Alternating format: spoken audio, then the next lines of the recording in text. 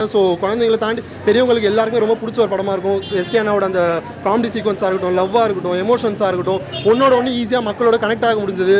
ஒவ்வொரு சீன்ஸும் வர மாதிரி எஸ்கேவோட ஃபேன்ஸ் இவ்வளோ பேர் இருக்கீங்களாடா என்ன மாதிரி அப்படின்ற மாதிரி எனக்கு பர்சனலாக ஒரு மாதிரி கனெக்ட் ஆச்சு.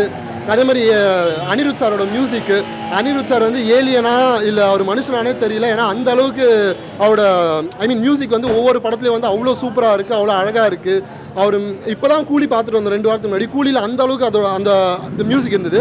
அதே அளவுக்கான மியூசிக் வந்து இங்கே திரும்ப நான் மதராஸ்லேயும் கொடுப்பேன்டா அப்படின்னு சொல்லிட்டு மதராஸ்லேயும் அவர் கொடுத்துருக்காரு. ஸோ வந்து முருகதாஸ் சாராக இருக்கட்டும், அனிருத் சாராக இருக்கட்டும், நம்ம எஸ்கே அண்ணாவாக இருக்கட்டும், ஹீரோயின் ருக்மணியாக இருக்கட்டும், சினிமாட்டோகிராஃபர் சுதீப் சார்னு நினைக்கிறேன். ஸோ அவரை பற்றி சொல்லி ஆகணும். கிளைமேக்ஸில் வர அந்த ஒரு 20 மினிட்ஸ் சீக்வன்ஸ் ஒன்று இருக்கும், ஃபைட் சீக்வன்ஸ்.